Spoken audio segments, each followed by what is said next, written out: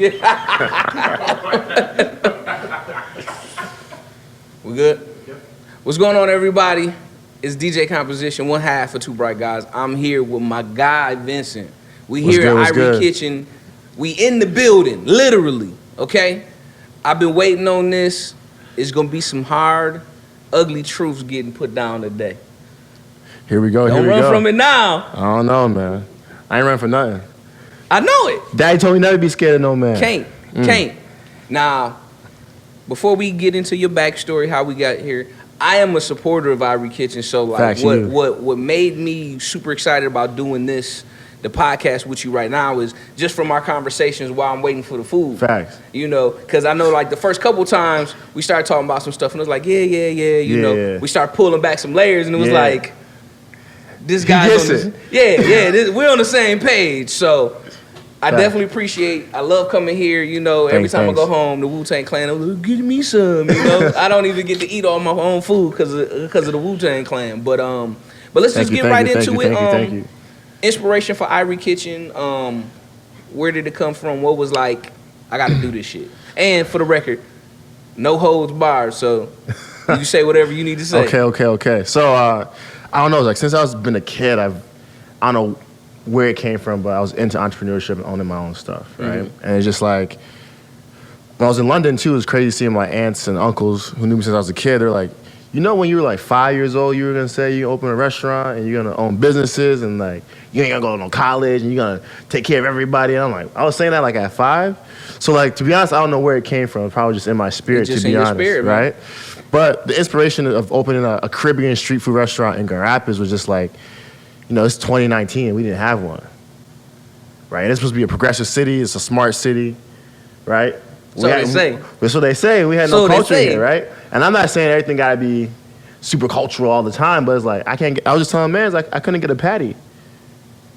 A patty is not, ain't crazy. You know what I'm saying? Like, I want a patty. I go home, I got to go make a patty, right? So I was like, you know what? Maybe other people would want this in the city, right? Right.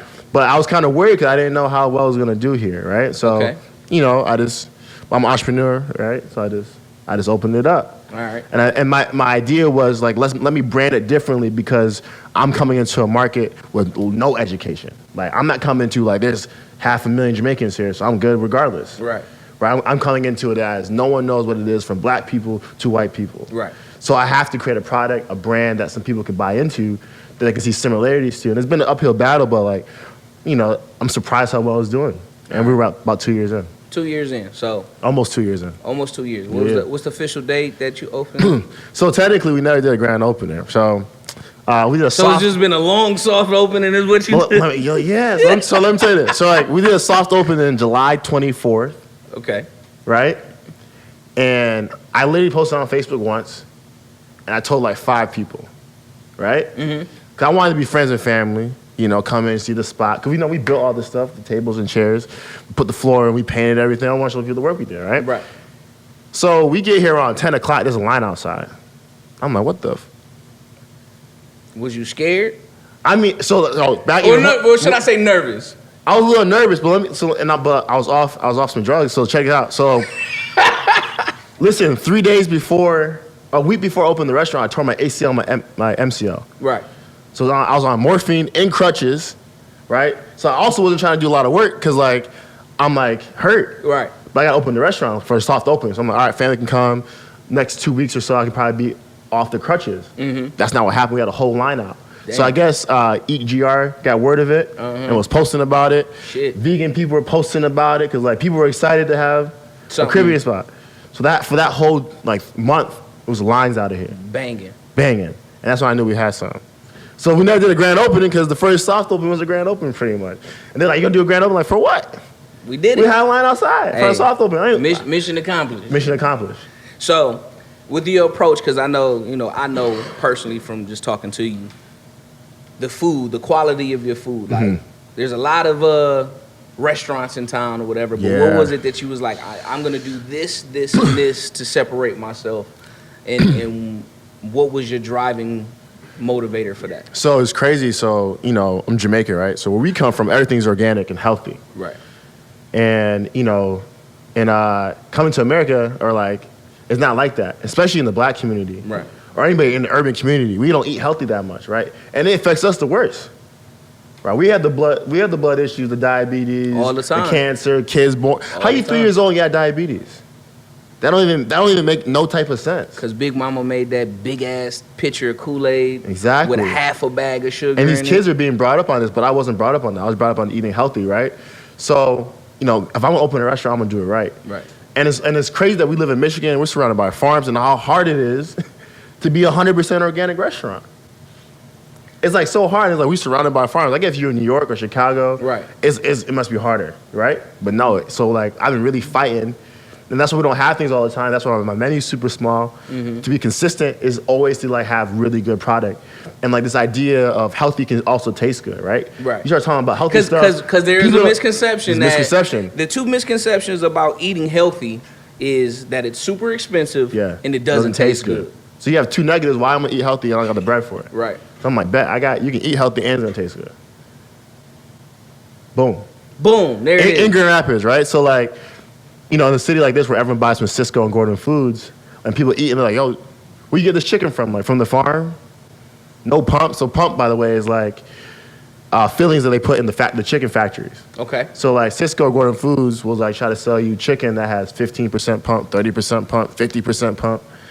All your fried chicken spots probably have it. You know what I'm saying? And it's really bad for you. It really kills you. You know what I'm saying? That's when you're 60 years old, you see people on $500 a month on pills. That's not the way you want to live your life. That's not the way you want to go out. That's not living. You want to go out like that. You want to go out 60 and good. You might not be as strong when you were 20. I don't want to go out at 60.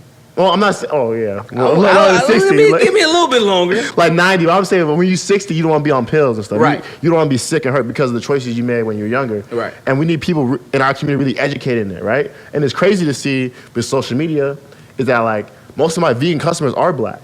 Mm-hmm. And you would have told me 2 years ago I have black vegan customers, I'd be like, you lying. You wouldn't believe it. Unbelievable, right? So it's showing that like for us, we're learning. We're learning, and then like a lot of these brands, like go on another tangent, like a lot of these brands don't represent our community. Like there's not, like if you're black and you're vegan, what brands do you buy? Right. Cliff Bars has a white dude on the side hanging on the mountain. That's not what you do day to day. You don't relate to that. You know what I'm saying? Like, I eat fucking Cliff Bars. They're so good, right? Cliff Bar, hire me. Let me do an ad campaign for just black people. So you know what I'm saying? So what would, okay, we got a white dude on the mountain on the Cliff Bar. What would the black person be doing? All right, let's put the black brother on the court. Let's talk to LeBron. Let's do it like LeBron. Like, let's do it. Isn't he vegan now, or is he? I'm pretty sure he's probably vegan. I think he's leaning toward that way or whatever. Right? And so like when we get to the certain level of wealth too, we start making smarter choices. But we got the resources. We got the resources. So we need to, and I'm always fighting this, right? I was talking to a girl from Kid Food Basket, and I was like, I know you're doing all these drives, but you giving kids gushers and all high fructose, red dye stuff. And I get like kids are hungry, they need to eat, and we shouldn't be so picky, but at least give them some healthier choices, right? So when they get older, they know what to do. And you look at, and I know that we can have healthier options because there has to be a deal that these companies are making with these stores to do like EBT and all this stuff. Like you look at the coupon, ET is all Doritos, Gatorade. The bullshit. It's bad stuff. Where's the healthy stuff at? And if a mom's by herself, she has 3 kids, and she has $200, she can get way more food that's bad for $200 than healthy food, and no one's even teaching her how to make healthier options. Right. So then I know that there are some like farmers markets that will double. Exactly. There are some. But that's not really widespread, and it's not really put out there. It's not put out there. And to your other point, a lot of people don't know how to eat healthy or prepare healthier meats. Exactly. That also tastes good. So that's all the premise. That's all the premise in this restaurant is like the reaction of finally. Mm-hmm. When people come in here, it's like, oh, finally. Right. Like, I can get some good food that's healthy for me. That tastes good. I don't feel bad. I don't feel bad after. Yeah. I don't get that itis unless you eat a lot of it. Sometimes you get a lot of food, you get that itis. That's another thing I learned too as black people is like, don't eat till you're full. You know what I'm saying? Like, eat when you're content. Like, but we're taught because we don't have a lot.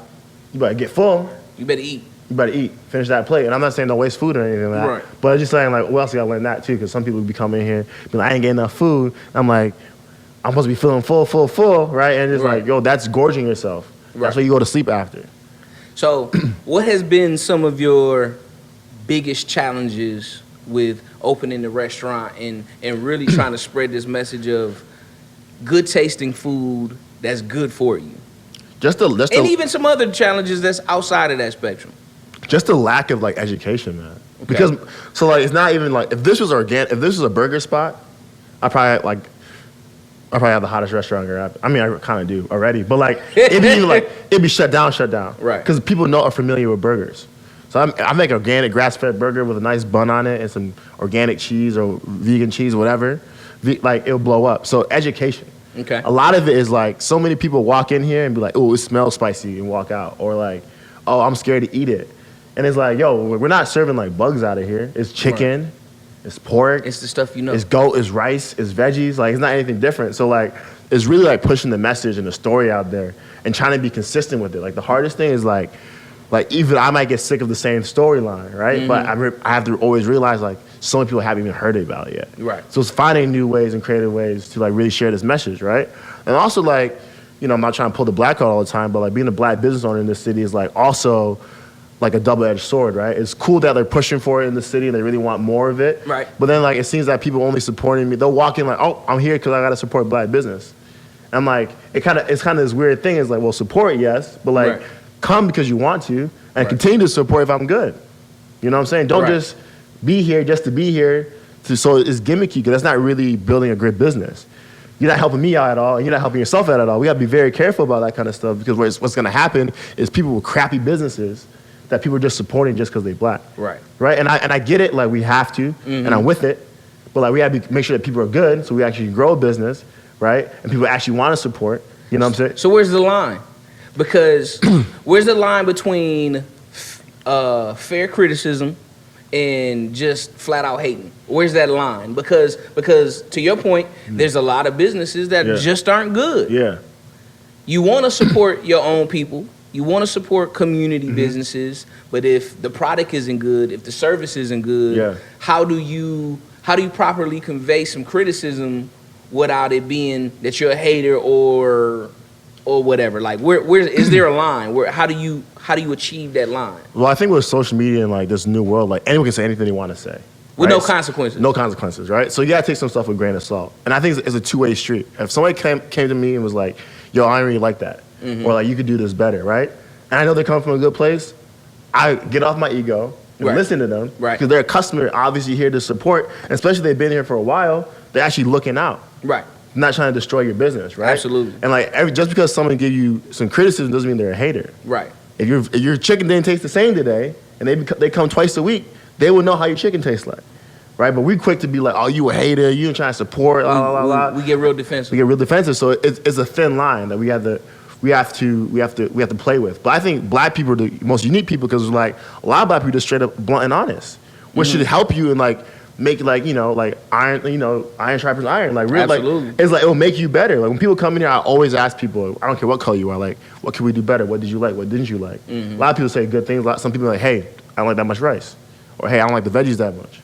Like, it just helps you. And some things doesn't mean you completely change your business on. Right. But it's things that you think about because you want to grow your business, right? Right. Like, you have to know the challenges that you will face and things. And your customers are the best way to learn that. And people need to have a relationship with their customers, not be so transactional with it. That's why, like, you see me in here, and I talk to everybody. Right. I want you to feel comfortable with me enough to be like, yo, I didn't like that. Or I love this. You know, and not it be just so, what's up, what do you need, bye. You know, and it's a change. Give me your money, get the fuck out. Exactly. Like, we need to, like, change, like, business is all about relationships. Right.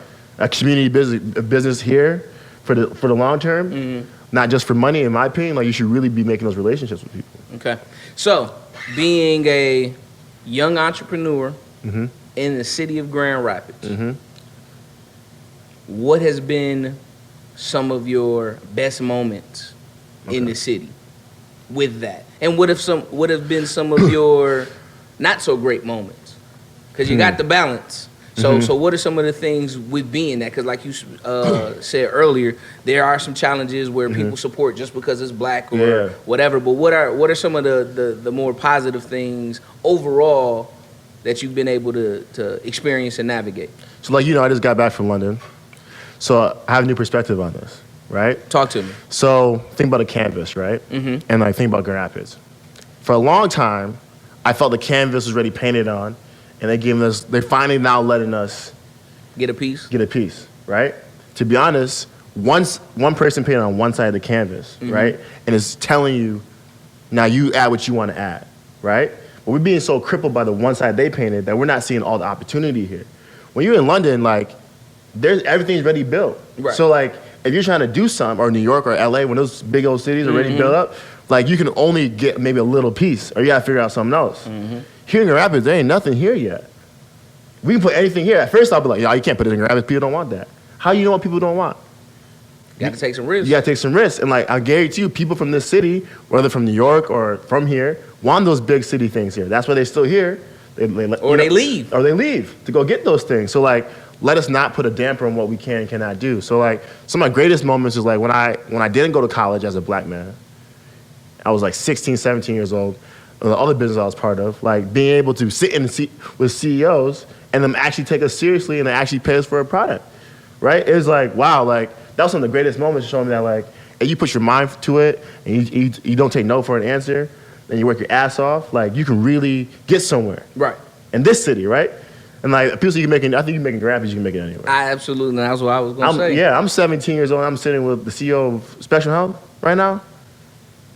Ain't no mom call, ain't no... Right, I'm here. That's because I handed a business card.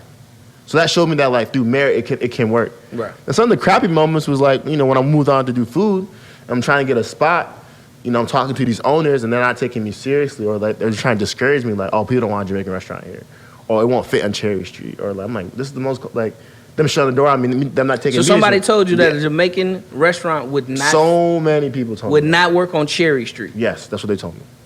They told me that some people wouldn't answer my emails. Some people, like, no, the amount of leases I was about to sign, they signed to somebody else. Like, I did everything they wanted. They wanted a business plan. They wanted to see money proof. Like, I feel like I had to go through the ringer just to get a meeting. Right. Like, I ain't even opened the business yet. Let me open business and fail me, but all right, I told you. You stopped me before I even can sign a lease. Right. I can put paint on the wall. You know what I'm saying? So, right. Like, that was really, like, discouraging because it's like, because before then I was having great times, right? I was like, oh, I can go do a restaurant. You know what I'm saying? Right. And then that article comes out from Forbes magazine, and now everybody wants me in their buildings. Right. Call me, hey, you want to do your second spot here, la, la, la. You know what I'm saying? I'm like, so it's all for show. It's all gimmicky. So what are some of the other gimmicks that you've seen? It plays on both sides, right? So, like, so when I opened a restaurant, I was 20 years old. The only article they want to do, or the only show they want to do about me is a black kid opening a restaurant. A black person opening a restaurant. Right. If any other person opened, they're 20 years old, they would talk about a 20-year-old kid, how'd you get to this point? What's your story? Right.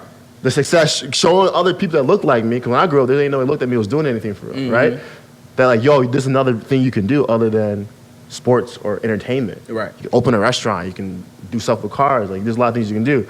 So I said no to a lot of press because I didn't want to be That was the narrative that they was just trying to use. And I wasn't going to play that game because it's only hot right now. Right. 4 years from now, I'm telling you right now, 4 years from now, Grand Rapids did the black thing, and all y'all try to pull the black card, and they're like, well, we already did it. Look at this. Look at this. They'll show you that they tried, and they did it. So if you're going to fall for it, and you're going to play into that system, it's just for a moment of time. It's not like real, I don't think. I think socially it's real, but infrastructure-wise it isn't. Right. Just giving somebody some money ain't really, in my opinion, ain't really the best way to, you know what I'm saying? It's just, oh, we give this black person, in the 5 years we did this, we gave the black community $100,000 or $1 million or $2 million. What does that mean? You know what I'm saying? It doesn't mean anything to me. Right. I'm not saying they should handhold anybody, but you're not teaching people how to run businesses. Giving people money does not teach you how to be an entrepreneur. Right. It just teaches you how to get money from somebody by pressuring somebody off the color of your skin. But I also feel like the structure of our schools isn't designed for you to be an entrepreneur in the first place. Yeah, it was hard, man. It's all about being another cog in the wheel, part of the rat race. Exactly. You know, the narrative is go to school, get good grades, go to college, get a degree, get a good job, and then die. Yeah, we got to break the system, man. We got to break that because that's bullshit. Exactly. And then pay back, because what the fucked up thing about it is that it's people that are $100,000 plus my friend in right now, debt for school. For a business administration degree, got a job at Best Buy, making $11.50 an hour. You're not even making $40,000 a year, and you almost $100,000 in debt. And they gotta get a house, and they gotta get a car. Then you gotta get a house, you gotta get a car. Then you get married and have some kids. So like now we're gonna have a new system with a debt attached to it. With people who already on the bottom. You're telling a kid from the hood with no money, that his only way out, her only way out is through school. And then you have, just as Michigan State, 40,000 kids a year, paying $100,000 a year. Right. For 4 years. Do the math. 40,000 kids, look at how much money, they're making billions. Making a lot of money. Every year. And no matter what you do, you can't, if you're dead ass broke, if you file for bankruptcy, all that other shit will get wiped except for student loans. Exactly. We need a new system. We need to figure out it's bullshit, a blueprint. Telling kids like, yo, like a lot of kids know how to hustle anyway. They've been hustling their whole lives, right? So like they should like I think it's half and half. Because it's some kids, it's some younger people. Man, I just speak for myself. I was hustling. Right. It's some kids who got the hustle to them, but I also think that convenience has made people comfortable. Facts. And I think that's a slow killer. That's a slow death. Yeah, comfortability, you know what I mean? Convenience. Yeah. You know, I don't need to do this. And that's bullshit. What's that quote? You give a man a fish, he eats for a day, you teach a man he eats for a lifetime. It's more of those kind of things. It's like, now I take time in my day, and instead of like a kid coming up to me and asking me like, motivating them is like, actually really breaking down like, yo, this is how you do it. Like, get you a little side hustle. Go get you them candies that your mom gets for you, sell them at school. Right. And if you're not a business person, use your brain, or use your charisma, or use your voice. Like, figure out what you can do. Like, and also it's about, you know, like I said, we're only here for a spec, like I was saying earlier, right? 24 hours. It's up for us, right? Up to us also pushing the boundaries where black people can go and the urban community can go. Latinos, Asians, even white people, anyone who's in the urban community, right? Where we can go. Right. Where we can push ourselves to, so that kid can see that and be like, oh, I can do this. Right? Someone like me was a little hard-headed. I don't want to be like nobody, I want to be myself, right? And so then you empower those kids, right? When I was in school, they told me that, oh, I was going to end up in the army or I'm not going to do, you know? Right. And I'm like, because I wasn't good at school, but I'm like, bro, my man's like, you know what money I just made? You know what I'm saying? Like, I'm not pressed about getting good grades. And like, it was really hard for me though, because I really wanted to be good at it, but like I just wasn't. Right. I tried every single sport, wasn't good at that. Right? So I wasn't good at school, I wasn't good at sport, I can't sing. Pretty much y'all telling me that like they told me I could end up in the army or Best Buy. Like, what? Come on now. That's a sad fate. Come on now. Now you come to my restaurant like, oh wow, you did this?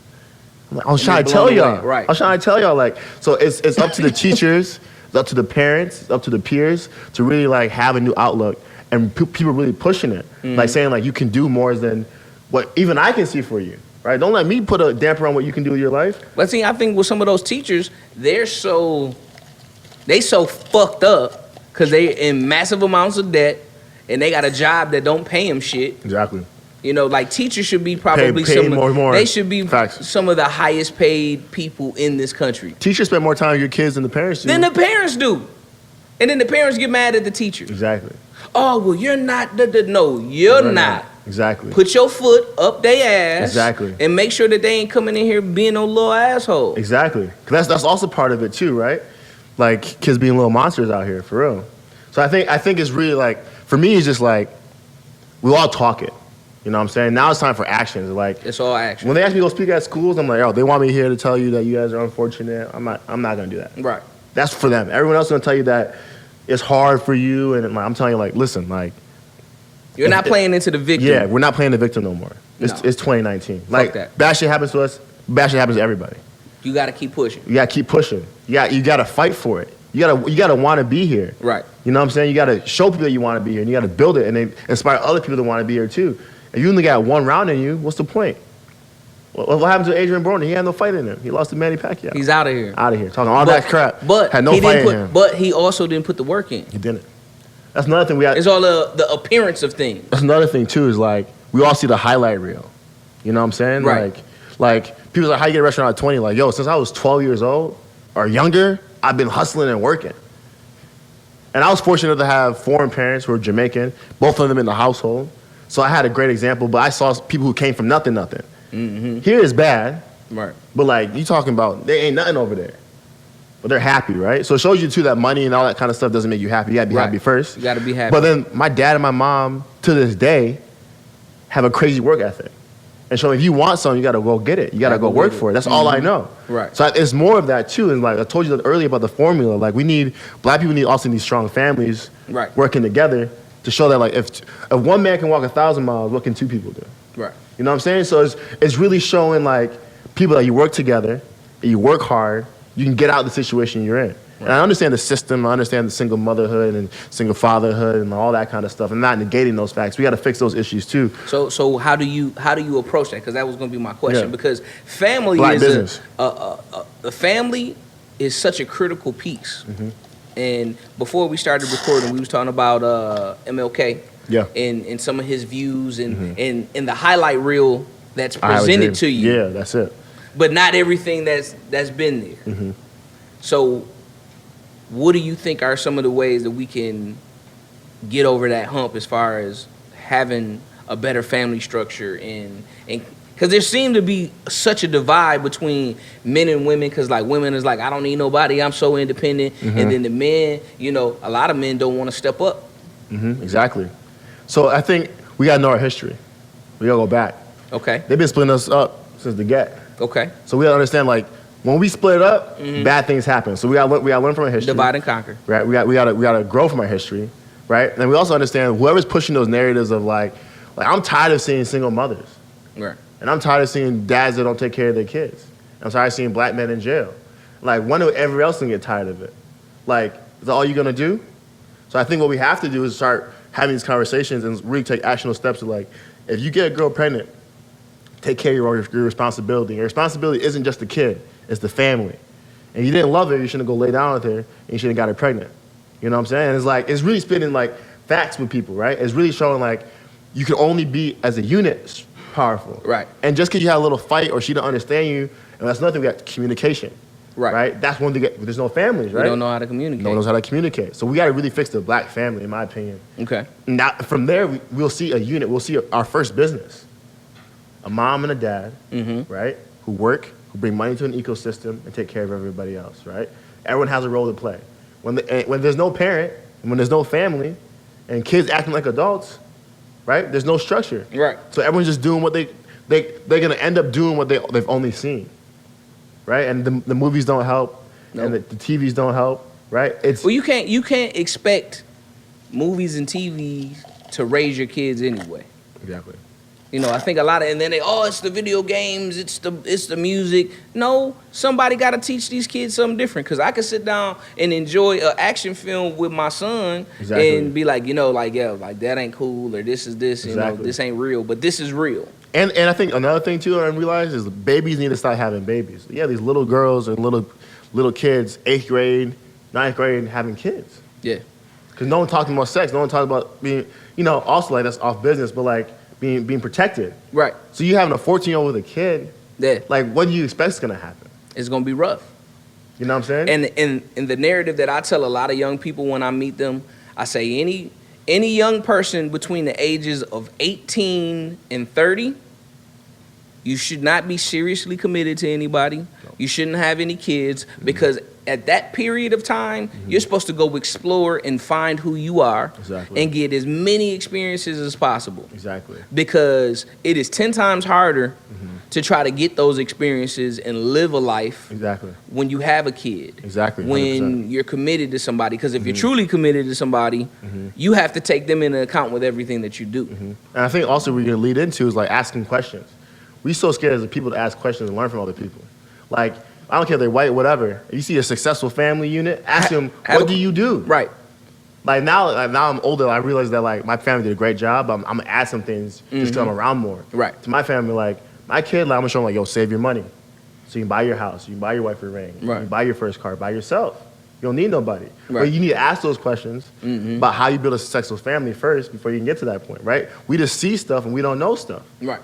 Right? You really got to ask and know, and then you got to try to do, and then actually learn it, right? So it's like we got to ask questions, we got to learn, because if you just kind of seeing like, oh, that family's broken, so my family's gonna be broken, right? We really got to like our family's success. We really got to get in there, like, hey man, you guys been married for 30 years. Like, I'm someone like I see a family come in my restaurant, married for we've been married for 30 years. I ask them like, how do you guys do it?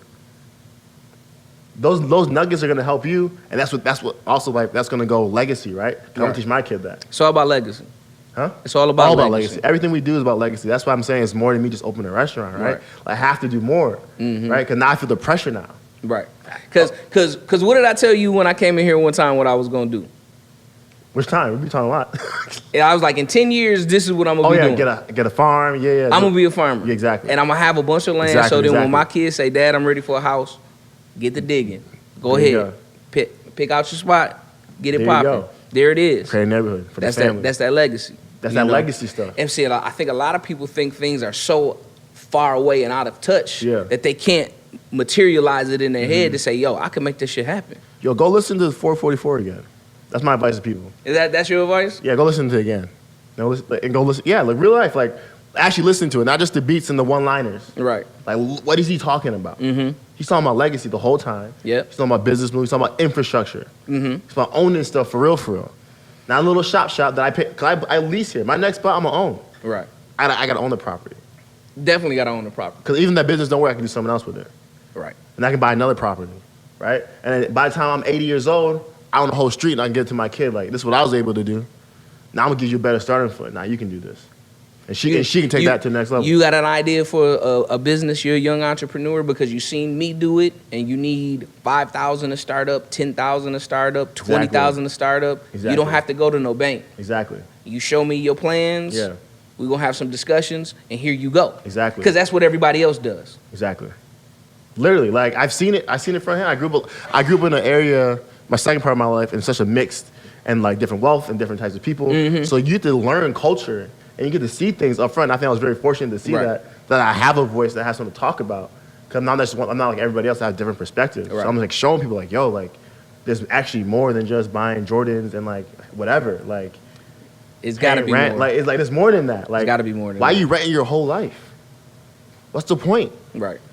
If you don't pay money to live somewhere, you better own something. And they don't even know that like this red line, this systematic stuff too. Like it's not. I'm not uneducated. I know that.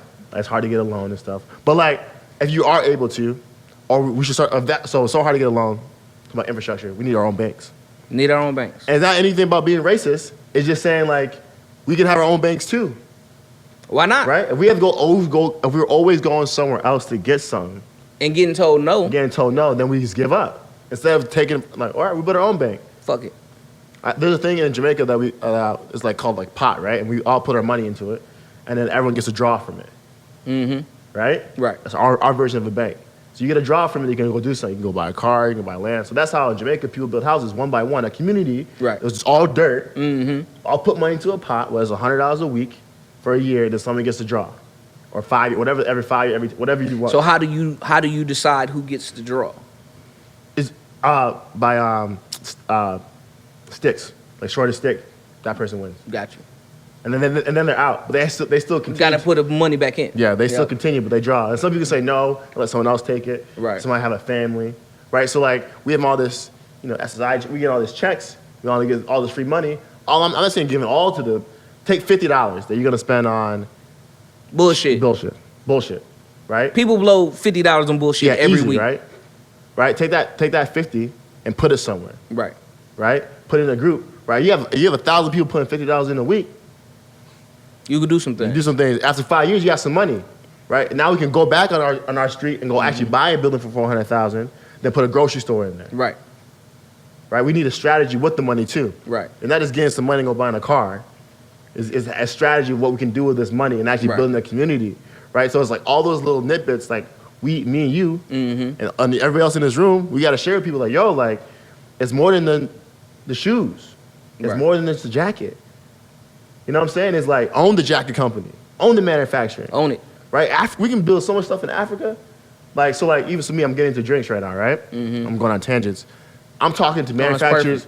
I'm talking to manufacturers in Jamaica. I'm trying to produce my stuff in Jamaica. If I'm going to spend money, right, to get my stuff manufactured to go on Costco shelves, I want it to come from Jamaica. If I can't go to Jamaica, I'm going to Africa. If I can't go to Africa, then I'm going to this city. Right. Like, it's really, really being purposeful with our dollar. We're so quick with no ownership. Yeah. No infrastructure. We spend it so fast. So fast. So we gotta be smart with our dollar too. Like I said, the Killer Mike thing, right? He said 6 hours. That ain't shit. 6 hours? You work longer in your typical shift than the black dollar stays in the community. And how are we supposed to grow? We don't got financial freedom. And we're not self-reliant on ourselves. Because that's the only thing that matters. And then we can have some leverage, and we get some stuff politically done. Then we can have our own schools, then we can actually create a new blueprint. Right. But there's a process to get there. And we gotta start, when are we gonna stop playing by the other system? Like, what are we waiting for now? Because the one thing that I've noticed with other cultures, they are part of the system, but they're so detached from it still that they have their own thing going. You look at the Asian community, they have their own culture. You go to big cities, they have a Chinatown. And the rules in Chinatown are the rules in Chinatown. Like, yeah, we in New York City or we in LA or whatever, but this is Chinatown in this certain way we do shit. Exactly. In the Latin community, it's a certain way we doing shit over here. They know the Even history. living in Detroit, Dearborn is right there. You can walk across the street, you in Dearborn, okay? Dearborn is the largest Arabic community in the United States. When you go to Dearborn, you're playing by their rules. Exactly. Everything is in Arabic. Exactly. Street signs, McDonald's. You can't go in there and be like, let me get a McChicken. Like, you better read the sign because the meat is different. Everything is for them. Exactly. We don't have our own. We don't have our own. And recently we had a situation where in our black hub, so to speak, in the city, we had a grocery store open up and they put on the awning soul food and liquor. Really? Yes. Where was I? Liquor first and soul food. Where the was old I? food town, Madison and Madison? Where? Really? yeah, Madison and was that Hall? Wait, that grocery store over there? Yes, because somebody just bought it. See, Some cats from the east side of the state bought it. That's what I'm talking And they about. put liquor and soul food on the awning. And then people got upset about it, and then they painted over the liquor part. And left soul food. Right.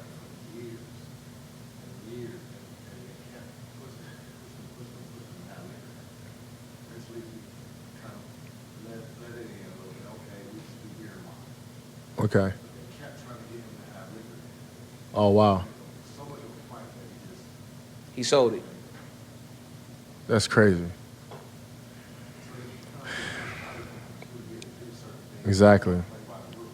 Right.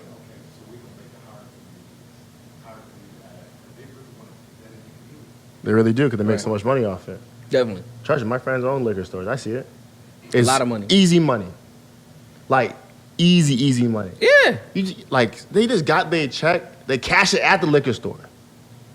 So they losing $5 off top already. Yeah. Or $10 off top already. Easy. And then they're going to go buy a pint of this. Yep. They're going to be half this. Let me get some Rellos. This. Let me get some Rellos and let me get some hot Cheetos. Yeah. And I Boom. done fucked my whole system up. Yeah. They spent $14, gone. Or more. Every week. And then 10, 20 years from now, you gotta pay $500, $600 a month for a prescription because you got kidney and liver failure. Exactly. Your fucking blood pressure's through the roof. Exactly.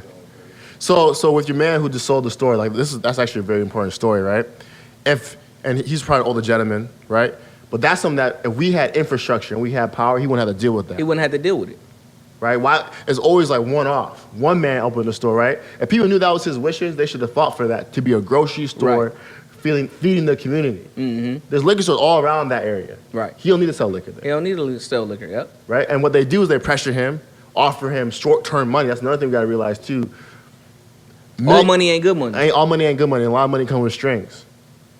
Right? So I'm glad he did what he had to do. His business is his prerogative, his whatever he wants to do. I'm not judging for anybody for that. But think big picture. Right? If I was to sell my spot for $2 million and someone can turn it to a $25 million business, right? What am I giving up? For what? A car that don't mean nothing?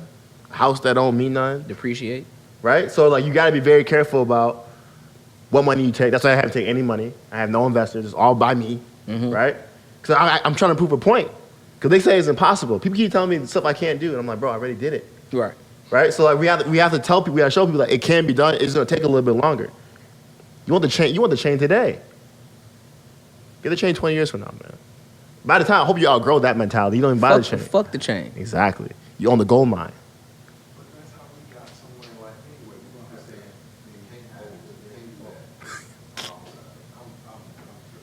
We have some commentators, you know. Right. Great points. No, but seriously. Fuck the chain. Fuck the chain. Like, but see, the reason why we need the chain is because we're insecure. And we don't value ourselves. We don't talk about mental health in the community either. No. And when they do, it's gimmicky again. Right? Talk about it. All right, here we go. Listen. Say what you got to say. All right, so listen. Because I feel like you've been holding back. I've been holding back a little bit. So listen. Don't hold back. You gotta be comfortable now, right? So I see. Talk about mental health, right, in the black community, and it's like gimmicky shit. It's like, oh, brother's dealing with his sexuality, right? It's always like that stuff is being marketed, right? They're never talking about growing up in like a war. You bring like Chicago, Detroit. Right. You grow up in a war zone. Yeah. By the time you're 12 years old, half your family's dead. No one wants to talk about that. You lost a couple best friends. Yeah. How you gonna be a man whenever? So we gotta be like we gotta talk about it. We can't be this gimmicky like, oh yeah, talk to somebody for a week, and you'd be good, right? Or talk to your boys about it. Like they're medicating it, they're self-medicating. Right. They strapped because they scared. You're not strapped because you hard. You're strapped because you're scared. You don't want to lose your life. And then there's no one's talking about PTSD, right? Mm-hmm. And we see what happens when people come back from the war. What happens when that's not managed. Right. You go crazy. And we're talking about adults. Talking about adults. And you apply that same kind of situation to kids. So by the time you're 14 years old, you're a straight killer. You're scared for your life. You have nightmares. Everyone you ever loved is gone, right? And the only people that want to talk to you is trying to get you some gimmicky shit, talking about, drugs or the music. Let me get you hooked on some other shit. Yeah, on these pills. Like, on these pills, things you can't ready afford. And people also, when they try to come help you, they're demeaning you. They're treating you less than, right? They're trying to pull you down even further. Mm-hmm. Like, oh, you need to grow up. Like, you need to get, like, how? You know what I'm saying? So when you talk to somebody, we need people to actually listen. Right. Just to listen first. We all listen with the intent to reply. We're always trying to help somebody or tell someone what to do. If someone comes to me and they have an issue and they've been going through some stuff, I'm here just to listen, man. I'm here to support you. I'm here to actually see what's going on, and then we talk about fixing that. Okay. Because if somebody's best friend got killed in front of them, how do you fix that in one conversation? You can in one conversation. That kid that just got killed the other day here, right? Mm-hmm. They shot him in the head, right? Or something like that? I don't know where. Over $20 of weed, right? So everybody's mad and everybody's gonna go to jail. Who's talking to those kids who saw that? And the kids who's gonna be coming out on these streets? He was next to his man who got shot in the head. Is anybody talking to him? Right. That's our issue. And then going back to slavery times, right? That's what's been happening. No one's talked about mental health, right? Right. No one's actually listened, right? And we're trying to get other people that don't care about us listen instead of listening to our own communities and understanding the hurt, but using it as the fire, the spark to build some and actually create a better community. I'm tired of seeing reports in Chicago of kids getting killed. I'm tired of it. Right. And a lot of it's just like mental stuff. Everyone's scared, like I said. And economic. And economic. So it's like, and I always ask people, how do I fix it? Nobody has an answer for me. So now I'm saying it's black entrepreneurship, it's black business, it's people invested in the community, right. It's people looking out for the kids. It's practical work. It's bootstrap work. It's not like a nonprofit that's not owned by black people, right? That's another thing. We have all these nonprofits helping the community if no one's from the community. How can you help the community? You're not from here, bro. Boom. How can you help the community? And you getting money from people who are not, it don't even add up. Uh-oh. So to show you, is it really non-profit? Are they really trying to help? I don't think so. Or is it for sure? I think it's gimmicky. Like, if kids... I feel the same way about police departments. Facts. I can't, and the thing that I've always said to people is, I can't say I'm going to go be a police officer in Mexico and I don't know how to speak Spanish. Exactly. How can I properly serve the community if I don't know the language of that community? Exactly. So when you get some of these police officers that are from, very small towns or whatever, they've never really interacted with people of color or different kind of economic bases. Exactly. You're speaking a different language. And that's why we also have to... Some people are just loud as hell. They're not aggressive. They're just loud as hell. Exactly. And we need people in French to, aspire to be cops, but, stay in the community. Right. So Grand Rapids Police, for example, or Atlanta Police or whatever city, whatever you're in, right? In Detroit... When I lived in Detroit, there were cops with cornrows and everything. That's my man was good, was popping, yo. That's what I'm talking about. Hey, you on that bullshit, bro. Exactly. Come on, man. If we own businesses, we stay in our communities, the police force will be black.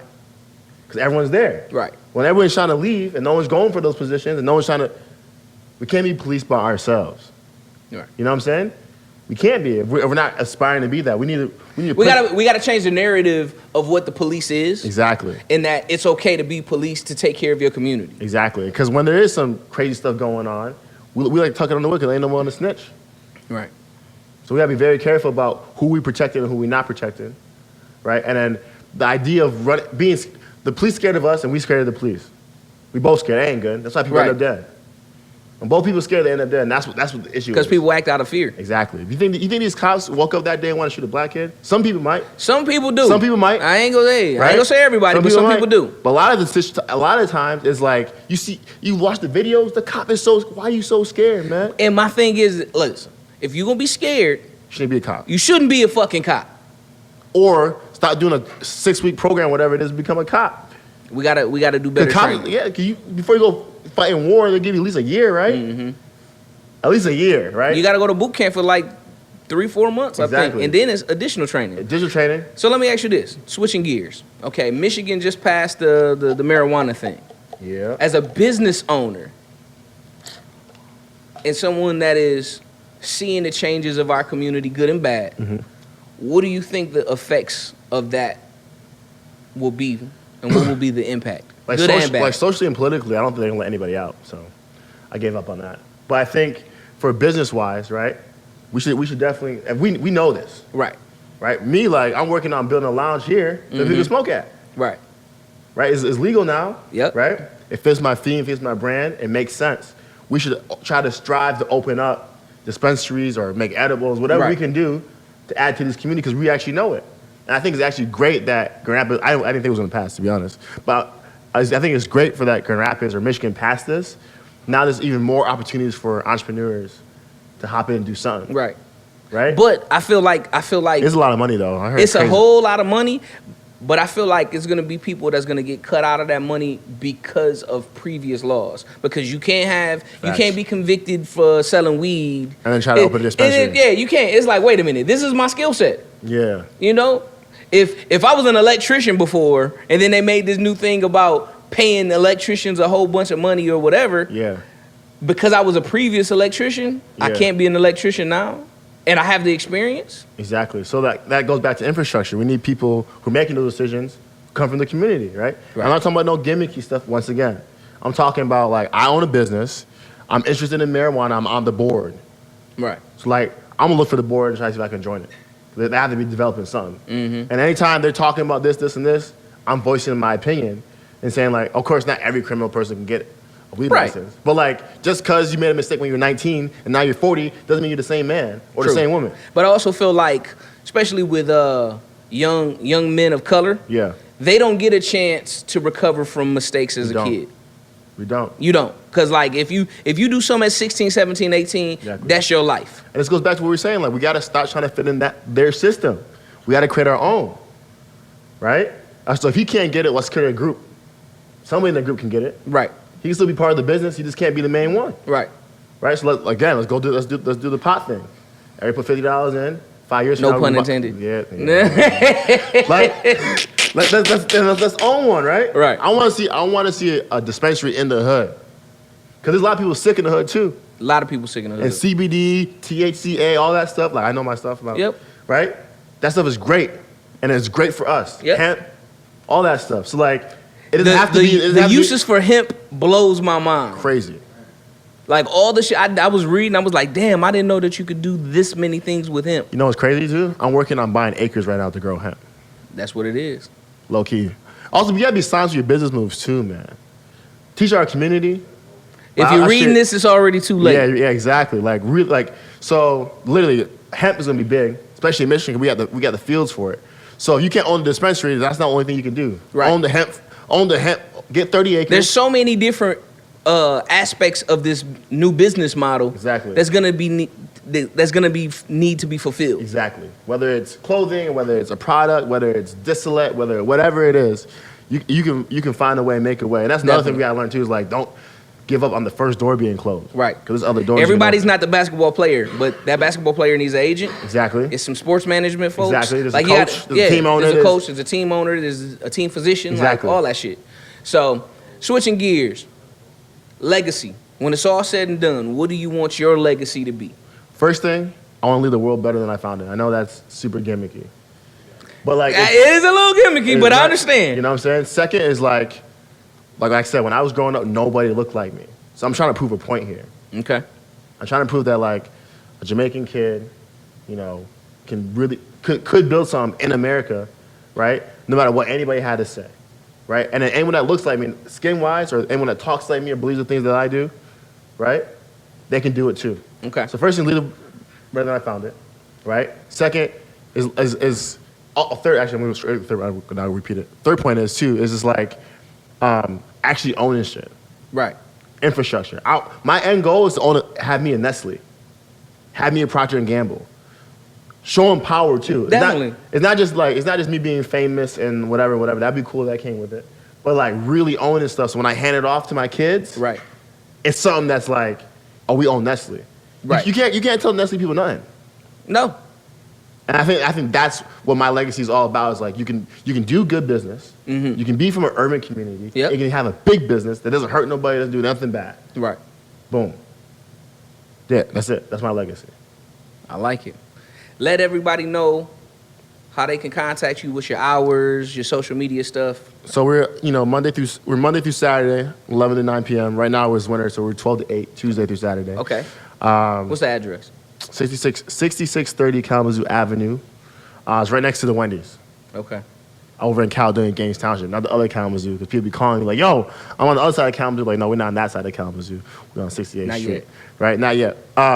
Social media, Irie.Kitchen on Instagram, Irie Kitchen on Facebook, on Yelp. You can email me personally, Vincent at Irie Kitchen. My personal Instagram is Vincent_Irie. Everything Irie, man. Like, we're really trying to build a brand here. All the people that work here have _Irie. Okay. It's like a real movement we're trying to do here. Definitely. It's like Soul Cycle type energy, Nike type energy. Like, if you part of this, you part of this, and you dibble dabble, you over there. Right. You know what I'm saying? Because we're building roots here. You know what I'm saying? So, just pretty much all my socials. I'm always here, too. Hit me up, pull up, talk to me about anything. I don't care who's around. Definitely. I know that's for a fact. I'll say it straight up. Loud. My restaurant, who gonna tell me what? Nothing. What I'm gonna do what? Where am I go? Nowhere. Here. Want Right. some jerk chicken with that? Rice and pea? I got you. Well, bro, I appreciate you rocking Thank out you, with me, boss. man. Hey. Appreciate you. Oh, man. Two bright guys, DJ Composition, the Yo, yo. CEO, Irie Kitchen. Boss. The Legendary. boss. Big Vincent. boss. All right, y'all. Later.